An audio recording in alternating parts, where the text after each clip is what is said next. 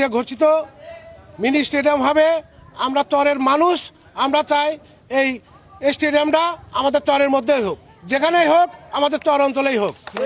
এই চরের দোগাছি ইউনিয়ন চরের যে মতবিনিময় সভা হলো, এতে আমরা বাংলাদেশ জাতীয়তাবাদী দল, বিএনপি, ছাত্র দল, যুব দল, স্বেচ্ছাসেবক দল সবাই একমত হয়েছে যে আমাদের দোগাছি ইউনিয়নের যে দুইটা বিভক্ত অঞ্চল আছে, একটা হচ্ছে চর, একটা টাটি, এবং টাটিতে একাধিক স্কুল মাঠ, কলেজ মাঠ থাকার কারণে ওখানকার ছেলেপেলেরা নিয়মিতভাবে খেলাধুলা করতে পারে, কিন্তু আমাদের চর অঞ্চলে তেমন কোনো স্কুল মাঠ, কলেজ মাঠ বা কোনো খেলার মাঠ না থাকাতে আমরা আমাদের পাবনা 5 আসনের এমপি মহোদয়ের কাছে আমরা আবেদন জানাচ্ছি যে আমাদের এই স্টেডিয়ামটা যেন আমাদের এই চরেতে দেওয়া হয়। এটা হচ্ছে আমাদের চরবাসের পানির দাবি, যে আমাদের যেন এই স্টেডিয়ামটা চরেতে যে কোনো একটা জায়গা নির্ধারণ করা হয়। এটাই আমাদের এই আমাদের এলাকাবাসীর চাওয়া।